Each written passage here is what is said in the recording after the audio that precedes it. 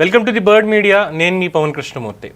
తిరుమల బ్రహ్మోత్సవాలు అంగరంగ వైభవంగా జరుగుతున్నాయి. స్వామివారికి ఉదయం సాయంత్రం అలంకరణలు, అలాగే ఉత్సవాలు, సాయంత్రం సేవలు, వాహన సేవలు ఇవన్నీ కూడా జరుగుతున్నాయి. భక్తజన అత్యంత పారవశ్యంతో స్వామివారిని వీక్షిస్తున్నారు, దర్శించుకుంటున్నారు. ఆ ఉత్సవాలన్నింటినీ కూడా చక్కగా ఆస్వాదిస్తున్నారు. సాంస్కృతిక వైభవం, ఇది తిరుమలకి సంబంధించి ఒక కార్యక్రమం.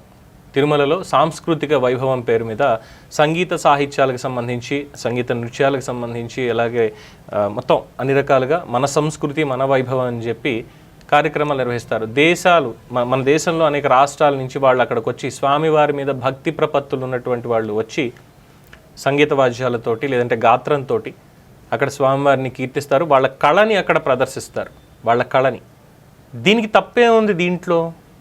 వేరే వాళ్ళు ఎవరు వచ్చి చేయకూడదా? ఎందుకు ఈ మాట అంటున్నానంటే, ఈ వీడియో కర్టసీ తిరుమల తిరుపతి దేవస్థానం వారికి చెందుతుంది. ఒకసారి ఈ చిన్న బిట్ని ఒకసారి చూడండి మీరు.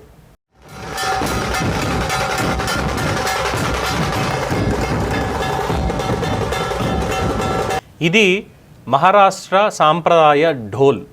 ఎక్కువగా మనం ఎక్కడ చూస్తాము అంటే వినాయక చవితి పండుగకి నిమజ్జనం టైంలోను, అలాగే దసరా ఉత్సవాల సమయంలోను, అలాగే మహారాష్ట్రలో పండుగ ఎక్కడ జరిగినా కానీ ఈ ఢోల్ అనేటువంటిది అక్కడ ప్రదర్శిస్తారు. ఒక 20-30 మంది బృందం వాళ్ళు ఉండి, ఇంకా ఎక్కువే ఉంటారు ఒక్కొక్కసారి. అలాగే మనకి కేరళ బృందాలు కూడా ఉంటాయి. దాని పేరు నాకు తెలియదండి, క్షమించాలి. ఎందుకంటే ఇప్పుడే ఈ సంఘటన జరిగి దీని మీద నెగిటివ్ పోస్టులు అవన్నీ పడుతున్న నేపథ్యంలో నేను రీసెర్చ్ చేసుకోలేకుండా ఉన్నదానికి, కేరళలో కూడా ఒక వాద్యం ఉంటుంది, ఆ వాద్యం పేరు గుర్తు రావట్లేదు, వాళ్ళు కూడా ఇలాగే ఉంటారు. సో వాళ్ళు కూడా తిరుమలకు వచ్చి ఒకసారి చేశారు వాళ్ళ ప్రదర్శన ఇదంతా.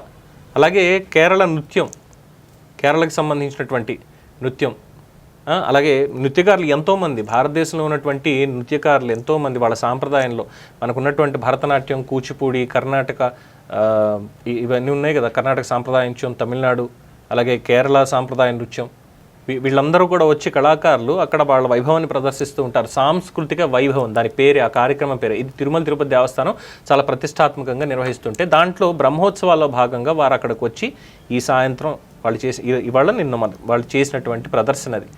దీనికి బీఆర్ఎస్కి సంబంధించినటువంటి ఒక కార్యకర్త ఉత్తమ్ అని చెప్పి ఉన్నాడు. మరి ఆయనకి ఇందులో ఏమీ తక్కువ అనిపించిందో తెలియదు. Sad to see this in తిరుమలలో దీన్ని చూడడం అనేది నాకు చాలా విచారకరంగా ఉందని. మహారాష్ట్ర భారతదేశంలో లేదా? మరాఠా వీరులు మనకు తెలీదా? వాళ్ళు వచ్చి ఇక్కడికి, మనం అక్కడికి వెళ్తాం, మహారాష్ట్రకి మనం వెళ్ళి మనం షిర్డీ సాయిని దర్శిస్తాము, కొల్హాపూర్లో మహాలక్ష్మిని మనం ప్రార్థిస్తాం, ఇవన్నీ చాలా ఉన్నాయి.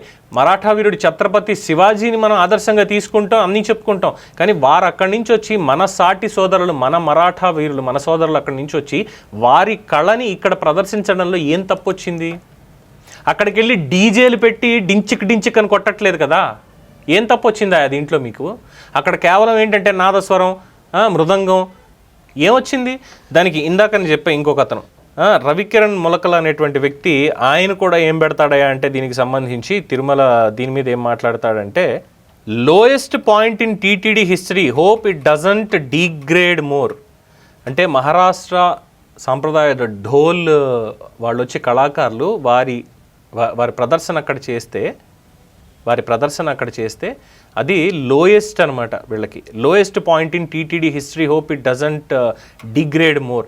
తిరుమల మీద మీకేమిట్రా తిరుమల మీద ఏమిటి మీకు ఈ విష ప్రచారం చేయడానికి? మీకు అన్యమతానికి సంబంధించినటువంటి పాటలో ఇవే ఏం చేయట్లేదు కదా, అక్కడ దానికి నృత్యాలు ఏం చేయట్లేదు కదా, సాంప్రదాయబద్ధమైనటువంటి మరాఠా ధోల్నే కదా వాళ్ళు ప్రదర్శించేది. అక్కడ ఏం రోగం వచ్చింది మీకు? ఈ బుద్ధి కుంచిత ఎందుకు మీకు? ఎదగండి, కాస్త చదవగానే సరిపోదు, కాస్త సంస్కారం ఏడవాలి దీని మీద. మీకు సిగ్గుండాలి కనీసం మాట్లాడడానికి. తిరుమలలో వాళ్ళు ప్రదర్శించి సాంస్కృతిక వైభవం అని చెప్పి వాళ్ళు ఒక్కళ్ళనే కాదు, ఎంతోమంది వస్తారు. ఇది దొరికింది మీకు పెట్టుకోవడానికి, తిరుమల మీద మళ్ళీ ఏడవడానికి. ఇలాంటి వ్యధవాలందరినీ పెట్టుకొని మనం మాట్లాడాలా? పైగా ఈయన ఇంకో అకౌంట్లో ఇంకోటి చెప్తాడు ఏంటంటే, నా సనాతన ధర్మం, నా హిందూ ధర్మం ఒకటి గౌరవం కోసం దేబిరించదు, అది నమ్మి ఆచరించే వారికి గౌరవాన్ని ఉన్నతం చేస్తుంది, నా దేవుడు గుర్తింపు కోసం కోరే బలహీనుడు కాదు, అతను మహోన్నతుడు, మతోన్మతులు నా దేవుడు కొత్తగా ఇచ్చే గౌరవం లేదంటూ ఇంకొక వ్యాఖ్యానం జత చేస్తాడు, ఎవరికో రిప్లయింగ్ ఇస్తూ. దానికి పర్ఫెక్ట్ అంటూ ఇచ్చినటువంటి దాన్ని ఈయన కితాబిస్తాడు. ఈయన ఎవరో చెప్పిన దాన్ని తీసుకొచ్చి ఇంకొకళ్ళకి కితాబ్ ఇవ్వడం. ఇక్కడ తిరుమల దగ్గరకు వచ్చేసరికి ఏం తప్పు జరిగింది? అక్కడ ఏం తప్పు జరిగిందని అసలు అక్కడ? సో ఇలా విషం చిమ్మడానికి లేదంటే తప్పుడు ప్రచారాలు చేయడానికి తప్పితే ఎందుకు వీళ్ళు ఉంటారనేది నాకు అర్థం కానటువంటి పరిస్థితి. ఎందుకు అసలు ఇది లో పాయింట్? మహారాష్ట్రలే హిందువులు కాదా వాళ్ళు? ఇదే మాట తిరుమలలో మహారాష్ట్ర ధోల్ని ఇలా ప్లే చేశారు, నేను ఇలా అన్నానని దమ్ముంటే సదరా బీఆర్ఎస్ కార్యకర్తకు కావచ్చు, లేదంటే ఈ మేధావికి కావచ్చు, మీరు మహారాష్ట్ర వెళ్ళి నడిబొడ్డును నించుని మాట్లాడండిరా, అక్కడికి వెళ్ళి మాట్లాడండి ఎవడన్నా. మాకు రాదు మాట్లాడడం, మేము సోషల్ మీడియాలో కోతలకు వస్తాం, అందరి మధ్యలో చిచ్చు పెట్టడానికి ప్రయత్నిస్తాం. మా మెదళ్ళు అంత స్థాయికి వెళ్ళిపోయాయి. లోయెస్ట్ పాయింట్ అంట. వీళ్ళు ఎవరన్నా కనిపిస్తే ఈసారి మీరు కాస్త సన్మానం చేయండి భక్తులారా, ప్రజలారా, దయచేసి. సమాజంలో విచ్ఛిన్నానికి కారణమవుతున్నారు ఇలాంటి మాటలు మాట్లాడుతూ వీళ్ళు. దయచేసి మహారాష్ట్ర ధోల్ ఎందుకని చెప్పి అక్కడ తిరుమల శ్రీవారి ముందు వారి భక్తిని చాటుకుంటూ వాళ్ళు అక్కడ ప్రదర్శన ఇవ్వకూడదో దానికి కూడా మీ అభిప్రాయాన్ని చెప్పండి. నేను సమర్థిస్తున్నా. తిరుమల తిరుపతి దేవస్థానం దగ్గర బ్రహ్మోత్సవాల సందర్భంగా మహారాష్ట్ర నుంచి వారు భక్తి ప్రపత్తులతో వచ్చి వారి భక్తిని అక్కడ చాటుకున్నారు, వారి ప్రదర్శన చేశారు. నిజంగా నేను అభినందిస్తున్నాను, ఆనందిస్తున్నాను. సాటి సోదరులు మహారాష్ట్ర నుంచి వచ్చి వారి కళని ఇక్కడ ప్రదర్శించారు, మనం వారిని గౌరవించాలి. ఇది నా అభిప్రాయం. మీ అభిప్రాయాన్ని కామెంట్స్ రూపంలో తెలియజేయండి. చూస్తూనే ఉండండి ది బర్డ్ మీడియా. ఈ వీడియో కనుక మీకు నచ్చినట్టయితే లైక్ చేయండి, షేర్ చేయండి, సబ్స్క్రైబ్ చేయండి. అలాగే పక్కనే ఉన్న బెల్ ఐకాన్ని క్లిక్ చేయండి.